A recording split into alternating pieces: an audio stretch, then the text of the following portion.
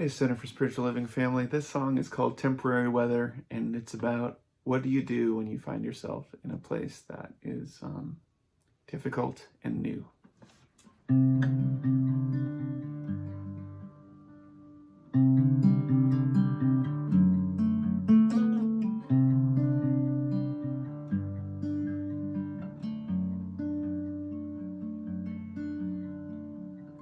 This is my new room. This is my new room, and there's no one here to help me break through, to make it all clear. Just a little pain, like a little rain on my rooftop. Thought that it would drain, but instead it stops and pools above my ribcage, bringing me down with the temperature.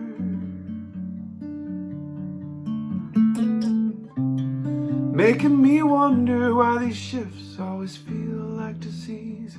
Never the cure, but hold it together. I don't know whether or not we'll make it. Change is scary, but hold it together. Maybe this weather is temporary. Maybe this weather is temporary. Maybe a change will come soon.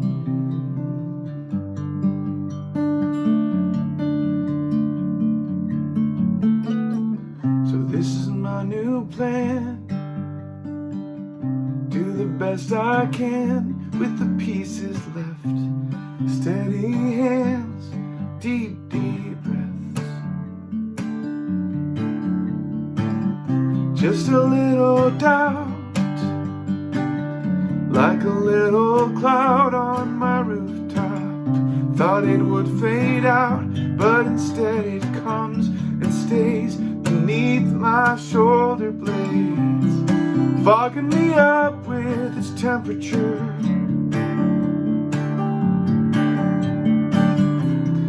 Making me wonder why the future always feels misty. There's nothing for sure, but hold it together. I don't know whether or not we'll make it. Change is scary, but hold it together. Maybe this weather is temporary. Maybe a change will come soon. All we need is just a little sun, and all we need is just a little sun. On the damage done to our rooftops, we thought it'd never come, but it warms the place beneath our shoulder blades, bringing us up with its temperature.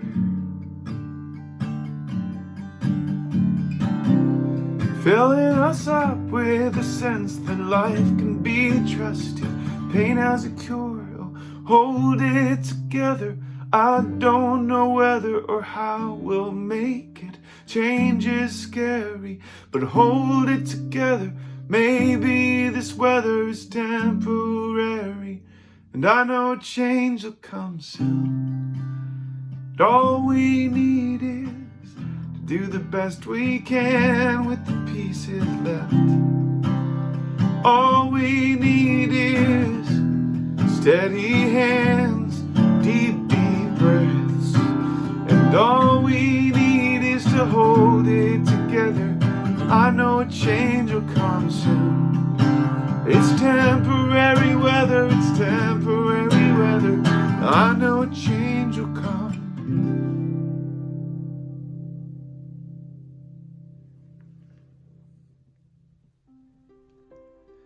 Welcome to the Center for Spiritual Living Santa Rosa virtual service, where we invite you to stay open to the possibility that there is a power for good in this universe, one that you can use not only to bring about some good in your life, but also to help create a world that works better for all.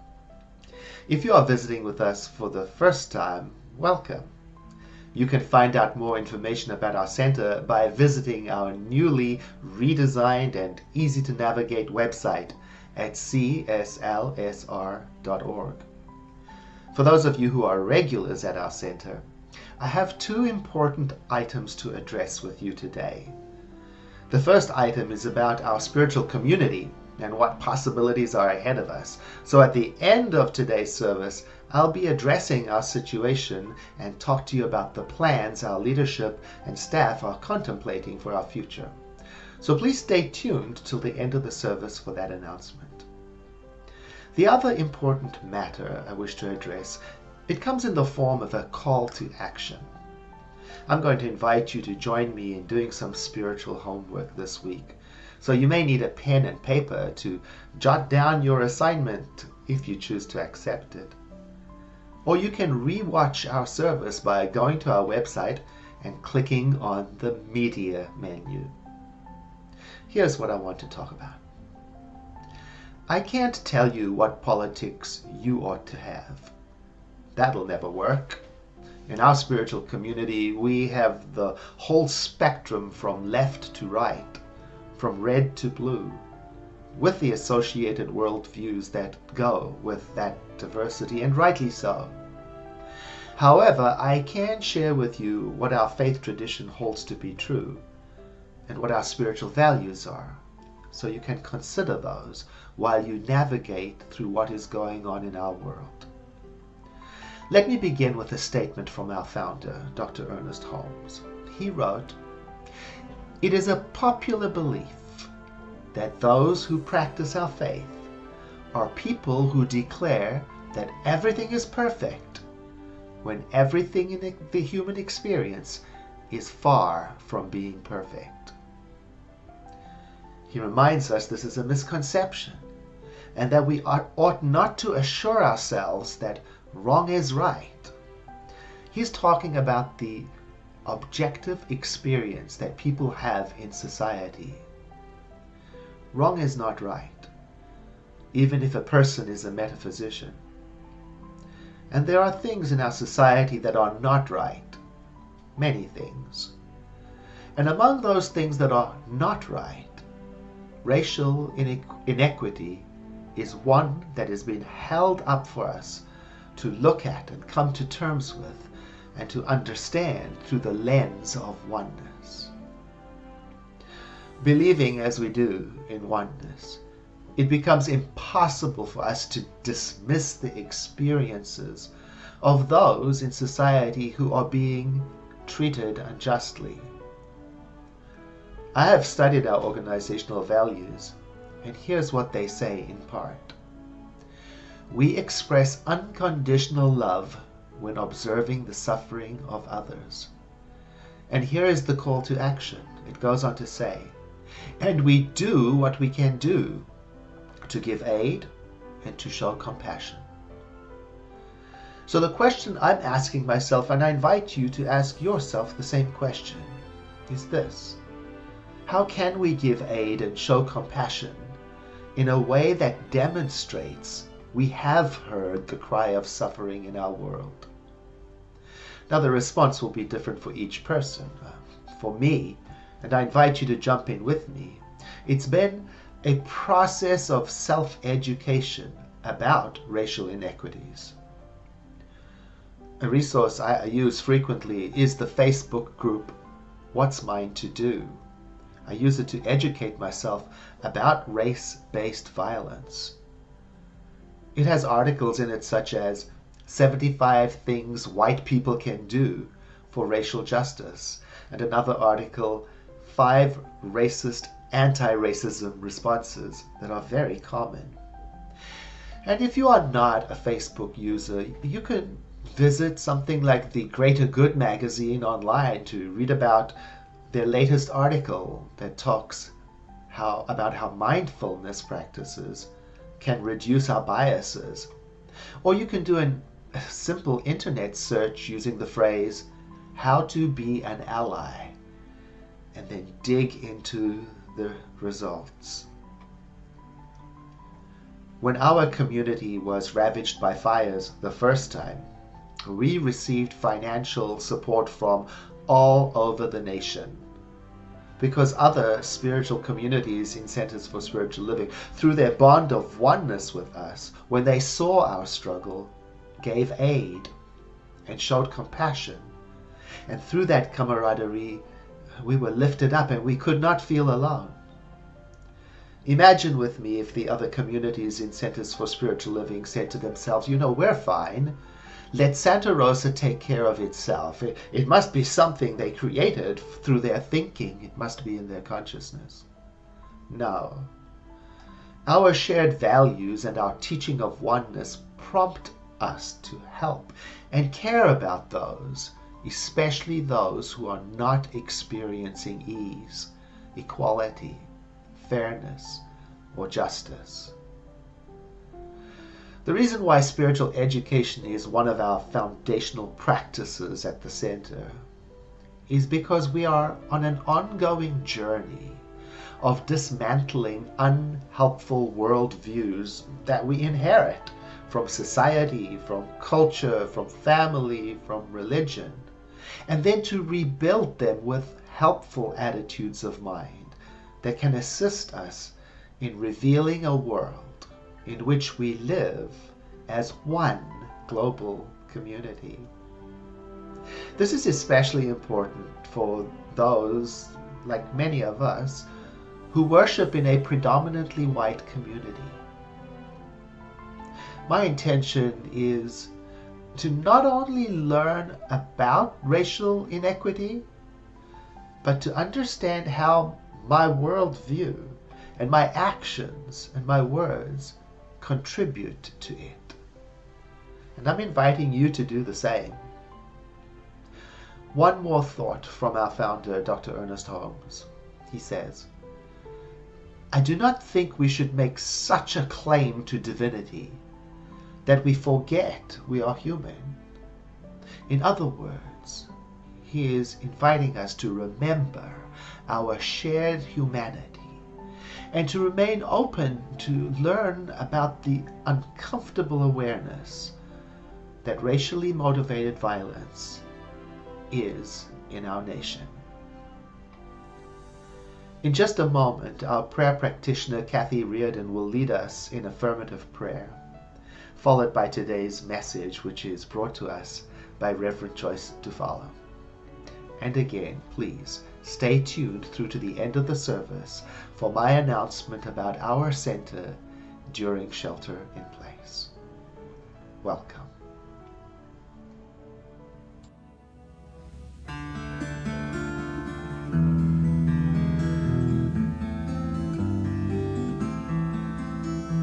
Practicing the presence of illuminated light, we stand together as one, witnessing the essence of the thing behind all life. We stand together in love,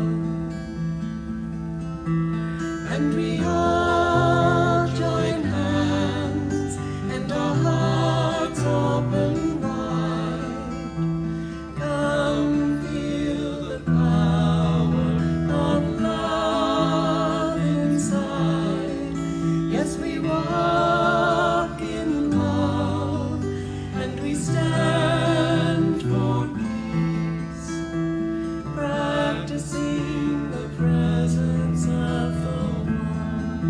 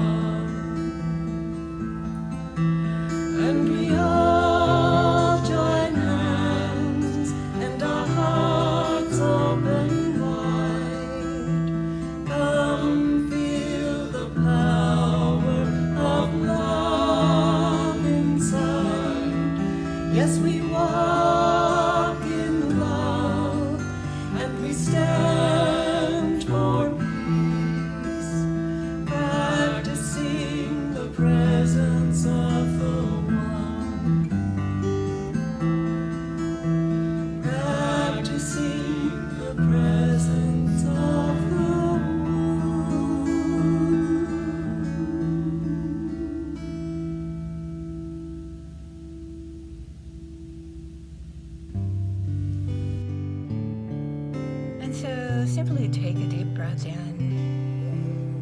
And as you exhale, just allow yourself to become fully present.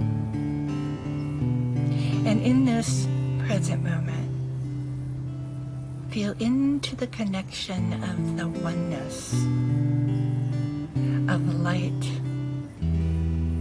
of the source of our very being, the source of everything, everywhere, always, infinitely unfolding, in light, in love, in wisdom, and in joy. Each of us is an expression of that joy, that light, and that love. It is the divine moving through us as itself, individualized.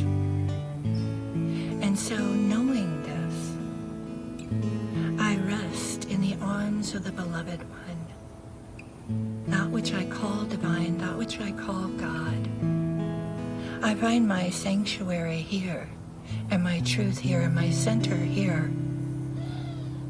Anything unlike this perfection simply falls away in the light of who and how we are blessed, whole, perfect, abundant. And so resting in that truth,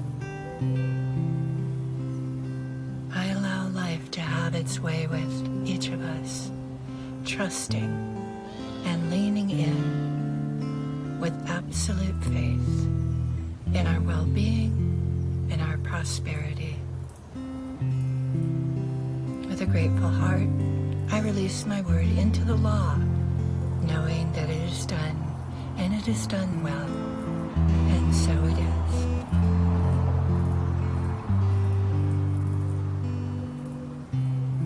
Hello, my name is Kathy Reardon.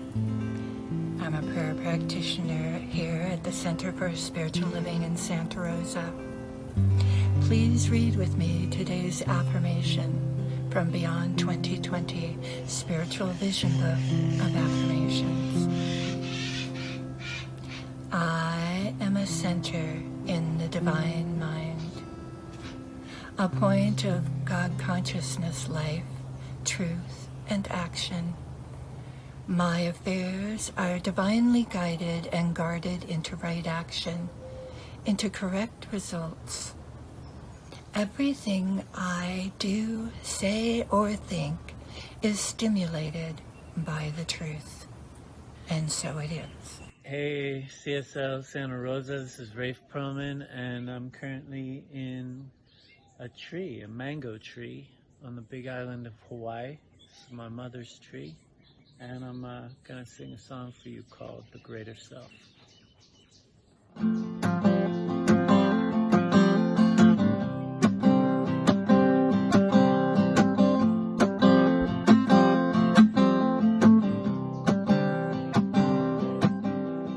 Show me the way to plant peace with each season. Show me the way to sow love and compassion. Help me to heal myself, that I may heal those around me. Help me to serve the greater self. Show me the day love triumphs over reason. Show me the day right where my heart is beating. Help me to reach myself, that I may reach those around me.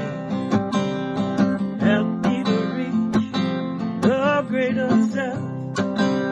Help me, help me, help me to reach our greater self.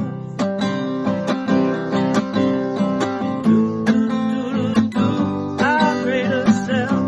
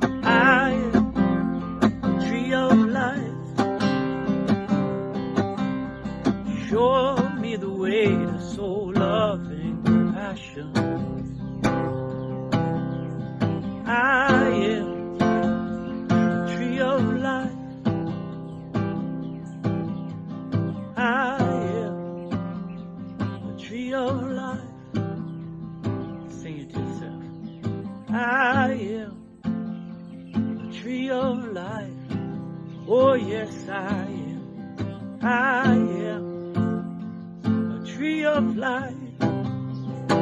Oh, yes. Do, the greater self. I am. Do, the greater self. Oh, yes, I am. Do, the greater self. Oh, yes, I am. Do, our greater self. 'Cause you show me. Have you ever had a really good idea, but then for whatever reason didn't actually do anything about it, only to find out that somebody else took that same idea and brought it into the world? I've had experiences like that.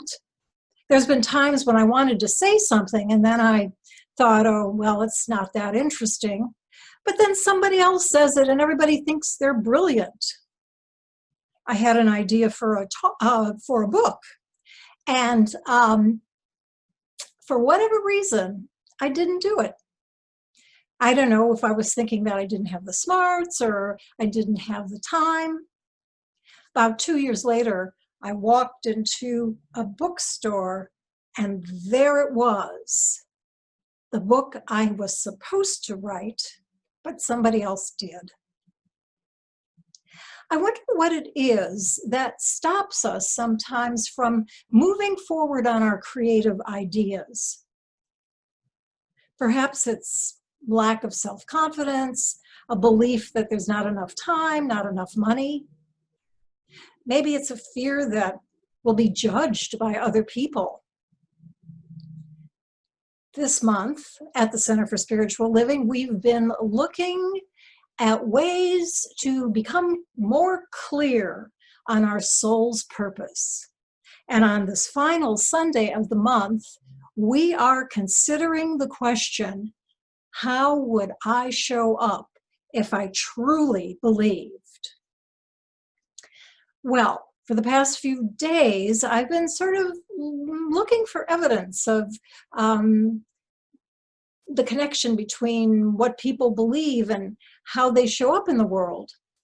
So for one thing, I've been watching a PBS series called Poldark, and I noticed that the way the hero, Ross Poldark, shows up in the world really reflects his deep belief that it is so important to help other people.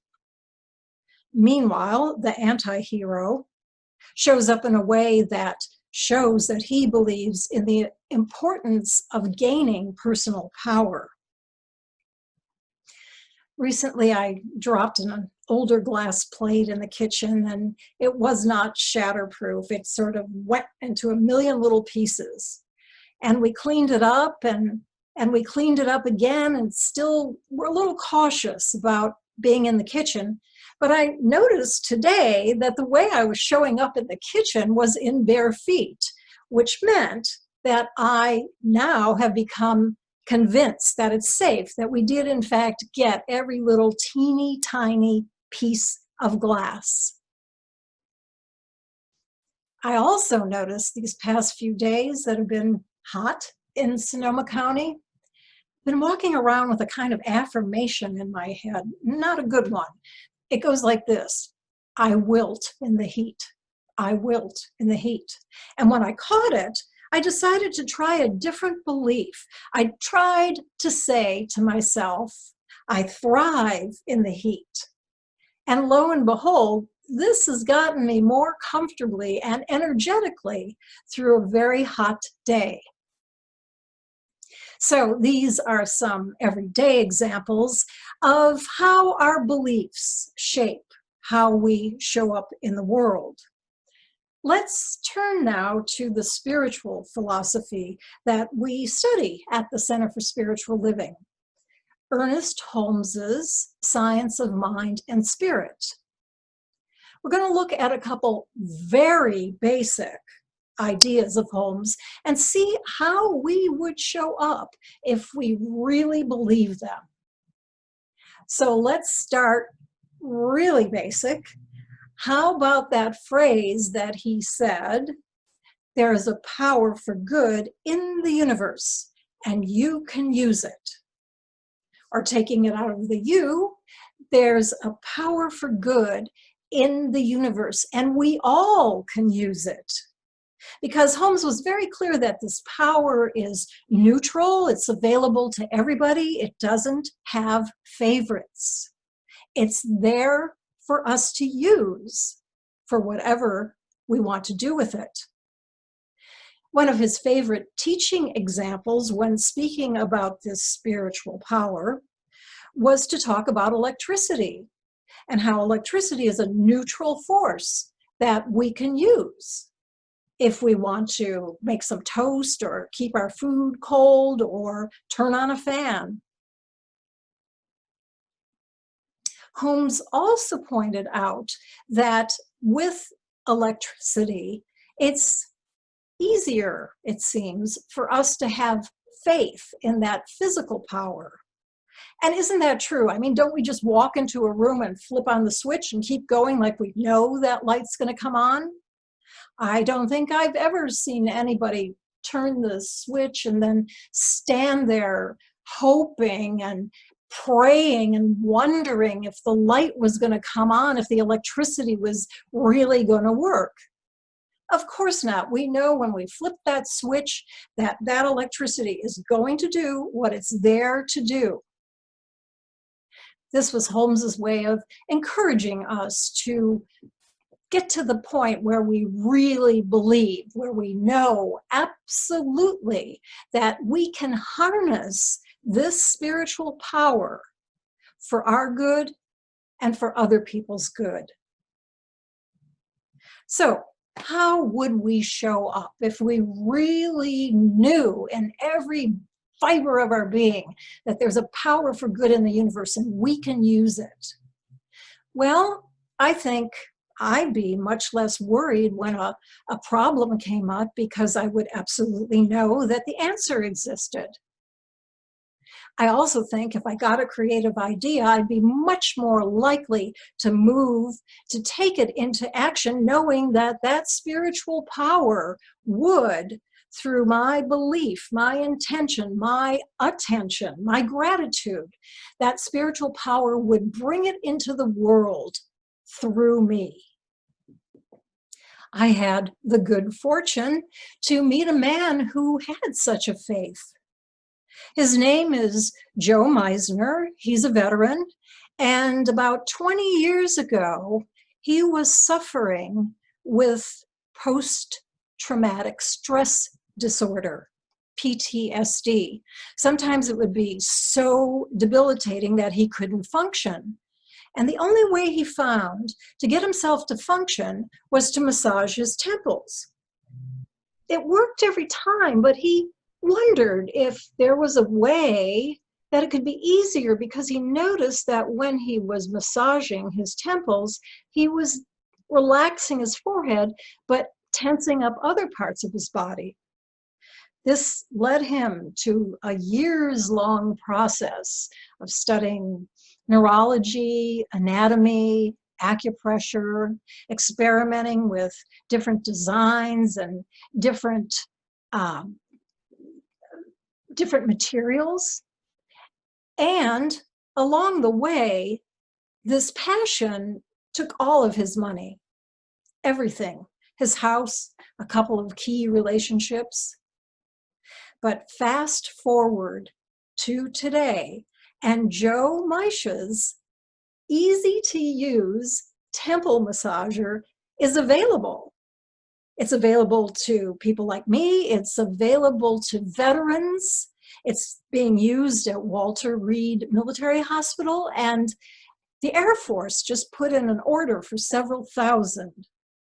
So for me, Jo is a great inspirational example of the spiritual truth that there is a power for good in the universe, and we can use it for our own good and the good of others.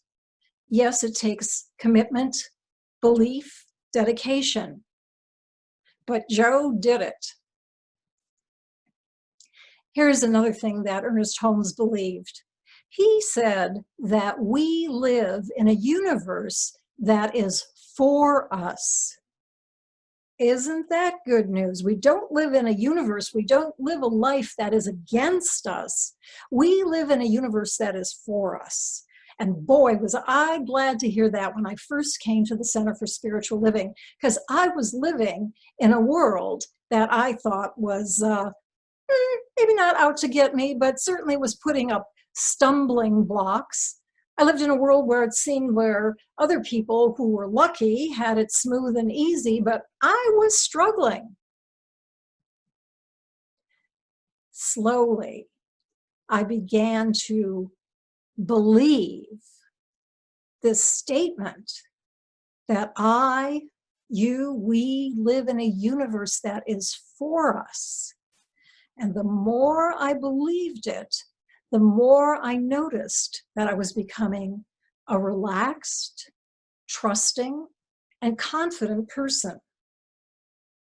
I know many of you hearing this right now have had that experience because I've seen you at the Center for Spiritual Living Santa Rosa go through it. I've watched you take on this life-affirming belief and show up more confidently and in a more relaxed way. Holmes wrote, "All nature conspires to produce the freedom of the individual." All nature conspires to produce the freedom of the individual. What a thought that is, especially during this time of limited activity and movement. All nature conspires to produce the freedom of the individual. I don't know about you, but I'm looking at my electronic devices more than I usually do, and I saw a video clip from America's Got Talent featuring a singer named Archie Williams of Louisiana. Archie spent about 37 years in prison for a crime he did not commit. And it was only recently when the technology of DNA could be used forensically that his innocence was proved and Archie was released from prison and went on to live his dream of being on America's Got Talent. One of the panelists asked, "How did you survive? How did you get through almost 4 decades in prison?" And Archie said, "I realized pretty quickly that they could imprison my body, but they could not imprison my mind." Archie used his ways in new and free ways. Perhaps you've noticed that's happening to you, something like that, as we are now experiencing limited activity. Do you notice that your mind is going places, new places that it hasn't gone before?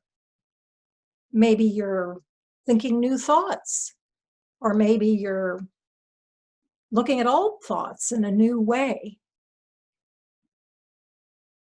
You know, it's reassuring that even now in this unknown reality we seem to be living in the world, that even now the universe is working for us.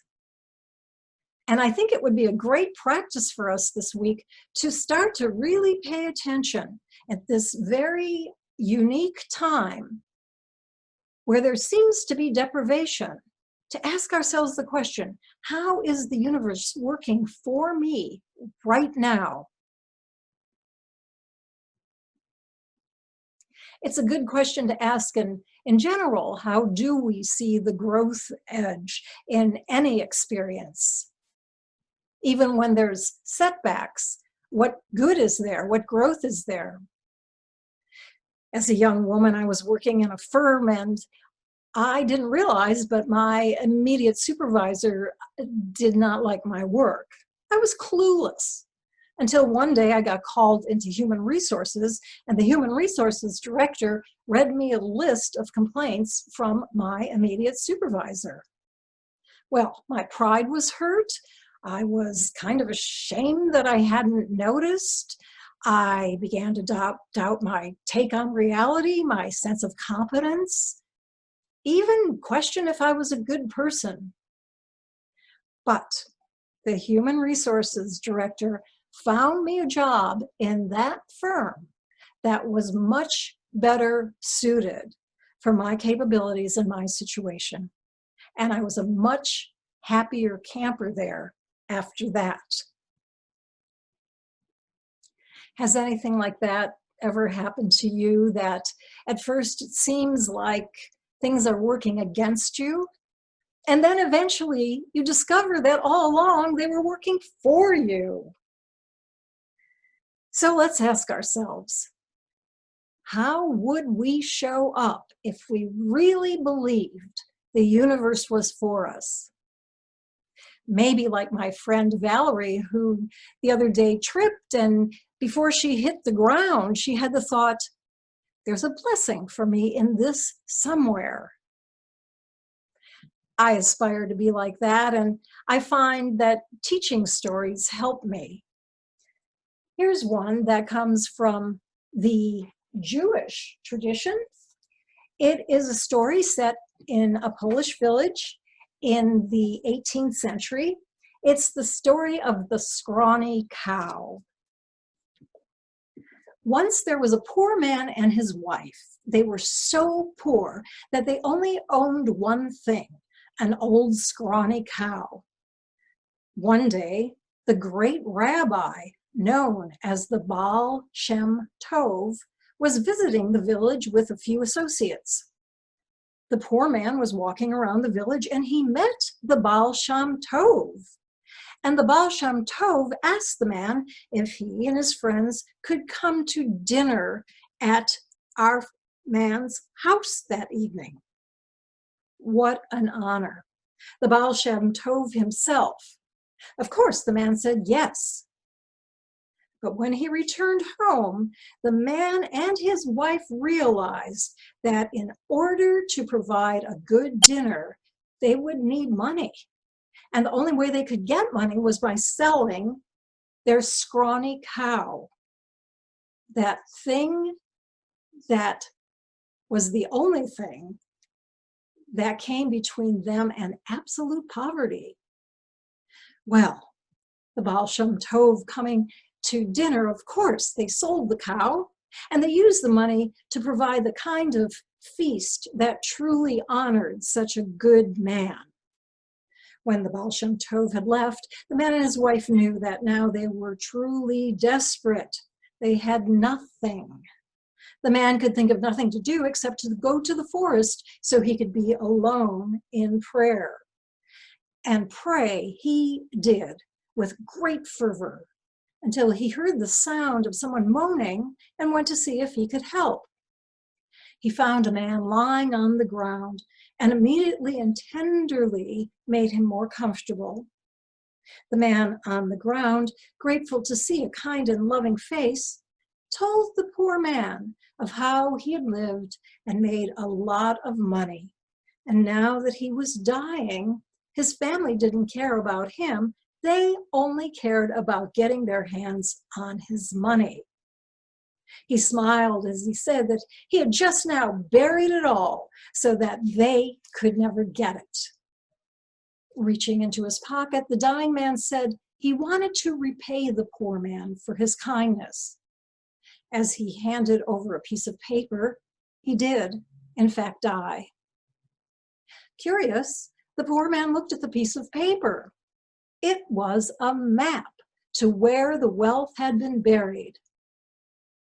A year goes by, and once again, the Baal Shem Tov and his company come to visit the same village and see the once poor man and his wife in a well-built carriage, dressed in good clothes, and looking much at ease and at peace. Amazed, his companions asked the Baal Shem Tov what could possibly have happened to change the circumstances of the man and his wife so much. The Baal Shem Tov explained, before we came, That man and his wife made do with what they had, and they never thought they could have more. They just hung on to that scrawny old cow. We helped them get rid of that scrawny cow so that they could be open to receive something greater. Do you have a scrawny cow that's holding you back from your greater good? Or perhaps you may, even now, see that the universe is helping you. Release that scrawny cow so that you can show up as the magnificent, loving, blessing, light-filled being that you truly are. In closing today, I offer a few words for contemplation. It's Ernest Holmes. The words come from Living the Science of Mind, page 258. So, in the spirit of contemplation, I invite you to relax, maybe close your eyes. Just allow these words to see if any of them might find a home in you for your ongoing good. Holmes writes, "Everything that I do, say, or think is governed by divine intelligence. I am aware of my partnership with the infinite. I have confidence in myself because I have confidence in God. I am sure of myself because I am sure of God.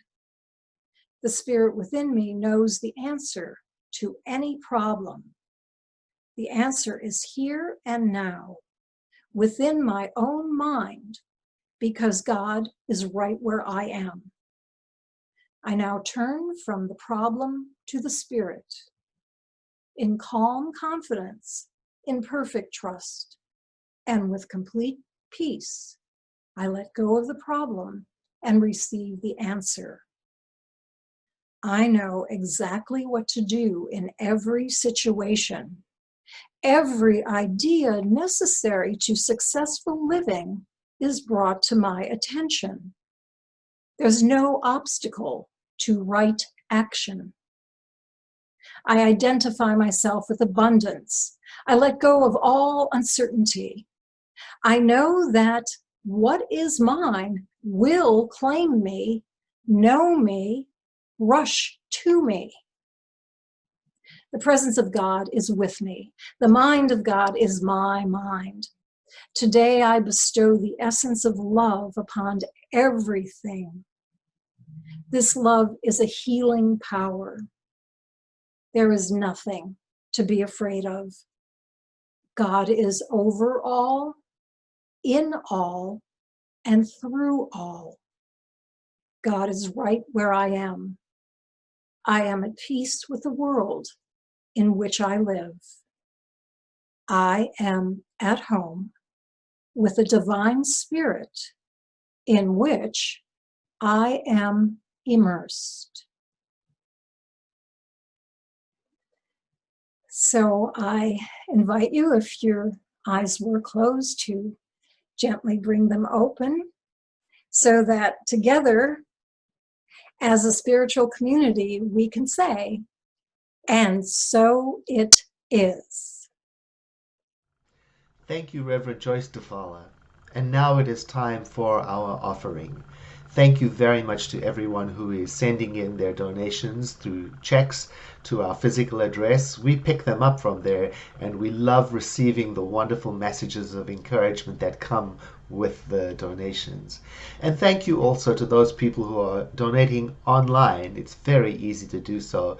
You go to our website, cslsr.org, and click on Donate, and you'll be taken to our donation portal. Thank you so much for supporting your Center for Spiritual Living.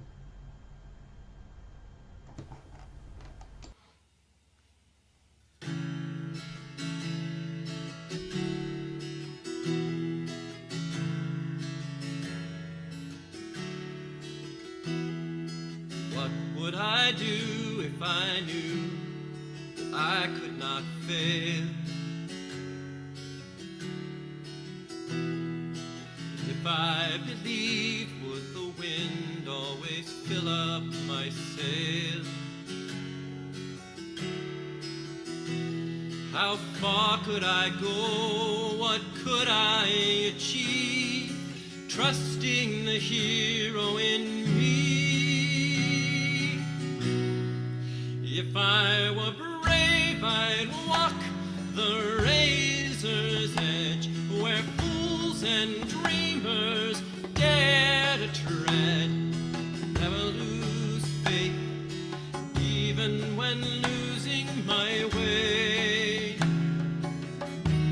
What step would I take today if I were brave? What would I do today if I were brave? What would I do today if I were brave? What would I do today if I were brave? What would I do today if I were brave? What if we're all meant to do what we secretly dream? What would you do if you knew you could have anything? Like the mighty oak sleeps in the heart of a seed, are there miracles in you and me? If I were brave, I'd walk the razor's edge, where fools and dreamers dare to tread. Never lose faith, even when losing my way. What steps would I take today if I were brave? What would I do today if I were brave? What would I do today if I were brave? What would I do today if I were brave? What would I do today if I were brave?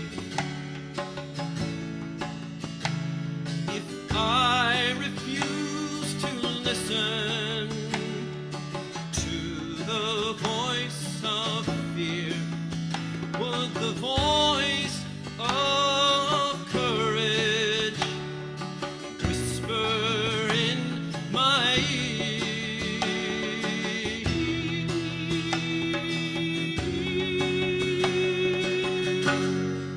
If I were brave, I'd walk the razor's edge, where fools and dreamers dare to tread.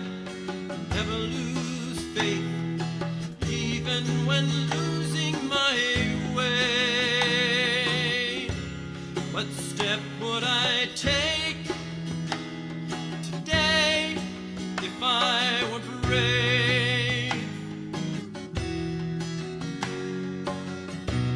What would I do today if I were brave? What would I do today if I were brave? What would I do today if I were brave? What would I do today if I were brave? Hey everybody, it's Chris And Meg. Cerveni coming at you live from Pittsburgh. And now it's time for our community announcements. Everything that we're about to tell you can be found on our newly designed website at www.cslsr.org.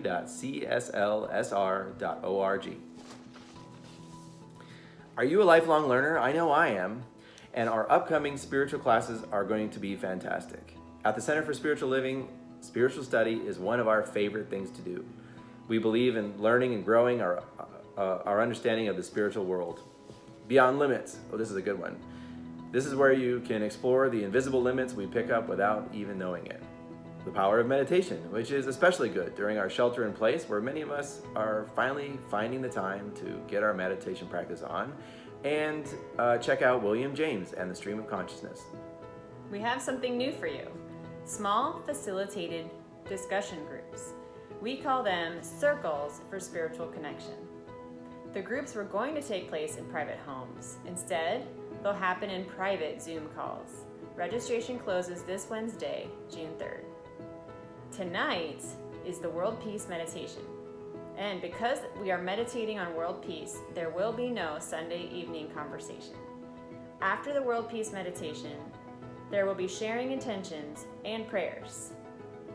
Where do you find out more information? On our website, of course. It's easy to navigate, good to look at, and packed with information and inspiration. Also, lunchtime learning is when you get your lunch ready, tune into Zoom, and learn something new. And it's free. A new series starts this week with the book, The Eye of the Storm, Embracing Conflict, Creating Peace by Gary Simmons. Lunchtime learning is from noon to 1 p.m. and is facilitated by the ministerial intern Lawrence Edwards, practitioner Lily Escovedo, and practitioner intern Krista McCady. Our youth and family program continues on Zoom. For more information and resources for your family while streaming or sheltering in place, please contact Susan Robinson, our Youth and Family Ministry Director. Did you know that you can get confidential one-on-one affirmative prayer right after this service? You can. Practitioners have set up a virtual prayer chapel. We call it the Virtual Gritton Chapel to remind us of our physical space that we will one day be returning to. The way it works is pretty simple. You just leave this online service app and go to the link specially made for the Gritton Chapel. Just go to the website, it's right on there, click it, and you can go into the Gritton Chapel. Trained prayer practitioners are standing by to talk you through whatever is going on in your life. Thank you for being part of our spiritual community. Namaste. Hello, I'm Betty Smith, and I'm here to tell you about a class I'm teaching starting June 15th called The Power of Meditation. I invite you to join me to deepen your practice and come away feeling peaceful and centered after each class. In this 5-week series, we dive deep into this ancient form of spiritual practice. I'm really grateful that we have a way to continue classes and stay connected through amazing technology. In this class, we get real. Meditation is a great tool to have and to use, but there is also that reality of making it work day after day. Being in a group helps provide that structured time that a successful spiritual practice requires. We will use Dr. Edwards' book, The Power of Meditation, that was published a few years ago, a book that some of you may already have on your bookshelf. Here's a quote from that book. Meditation is a practice of being available to something within you, something greater than your intellect alone. What if taking this class deepened or enhanced your daily practice? What if taking the class leads to new and surprising connections with others? And what if you were able to create a safe refuge for self-care in this stressful world? Now more than ever, is this class calling you? Hello, my name is Nancy Reynolds. I'm the current Vice President of the Center's Board of Trustees. And I would just like to say hello to everyone and to thank you for being here. Throughout this whole shelter in place, my one question that I've had is, how is everyone? Are you doing okay? See, when we're in the center, we can look each other in the eye and ask that question, but it's a little bit more challenging when we're meeting up on Zoom. So Sunday mornings really have become the anchor in my week, and I love showing up here. And I also love that more than 500 people are watching the service each week. They're coming in on Zoom, and they're coming in on Facebook, and they're coming from around the country as well as our own Santa Rosa community.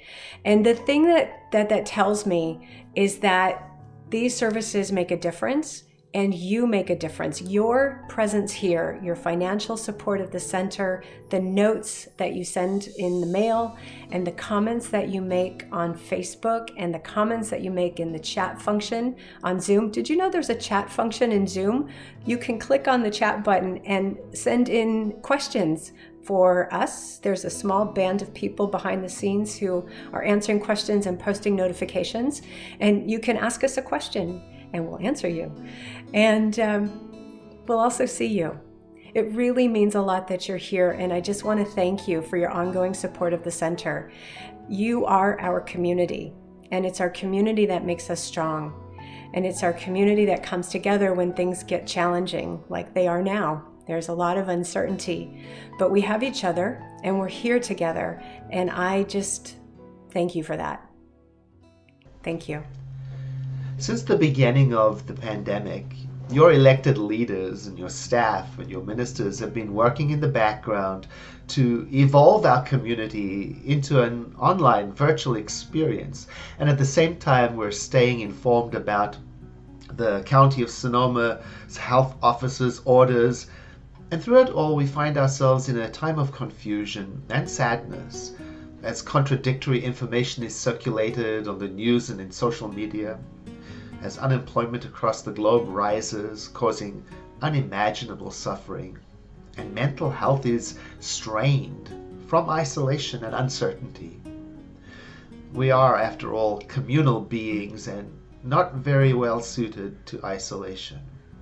Yet, there are some things we can be certain of right now. First, the Center for Spiritual Living Santa Rosa is not housed in the building located at 2075 Occidental Road, and never has been. It lives in the hearts of the community, wherever they are located. And it always will, whenever we gather, and whatever the method we use is to gather. You are the Center for Spiritual Living, and it will live in you for as long as you freely identify yourself as a practicing metaphysician. The second thing we can be sure of is this, that we are made by the divine, not with a spirit of fear, but of power, love, and self-discipline.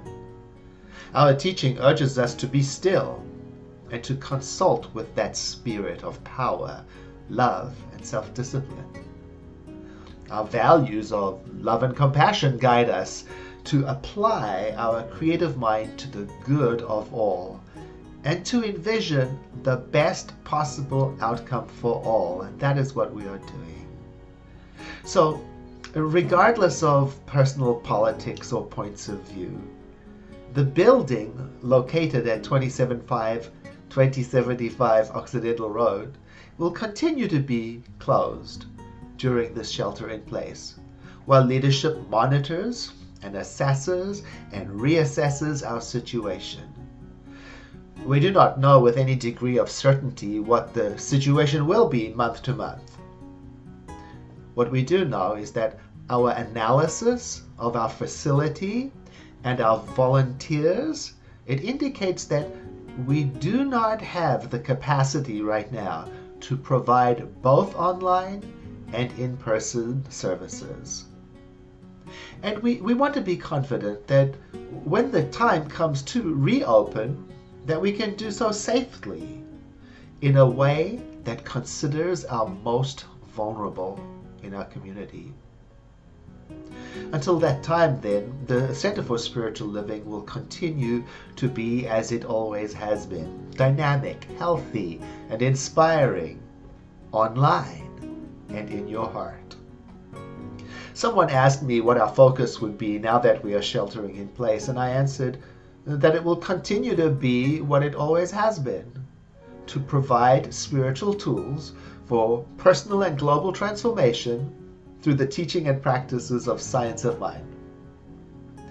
We will be creatively expanding that focus more and more to build more community online, to stay connected online, to learn and study online, to discuss, grieve, share, and celebrate online.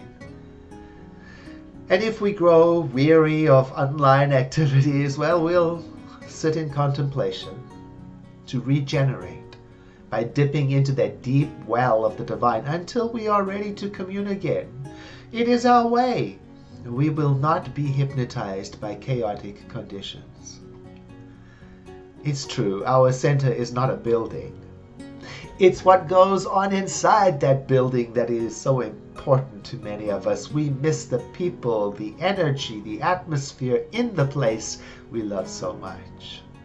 For that reason, I'm so immensely grateful for our virtual services, our classes, and activities, and the dozens of individuals and teams who are doing amazing work in the background, keeping us connected and on our spiritual path with all their love and support. Your trustees and your stewards and your staff and ministers and leadership, they'll continue to plan for our community based on the confidence they have in the future. And that confidence is based on one single fact: you. I urge you to visit our newly redesigned and easy to navigate website, cslsr.org, where we commit to continue to post and update information about our plans and about how you can remain in contact, how you can study and pray and get spiritual support and serve together. Thank you for listening, and my blessings to you. Know with me that you are never alone, that Spirit is right where you are, that you have only to look within at any moment to know that you are guided, sustained, and empowered by a presence that expresses its love and creativity in this world through your love and creativity.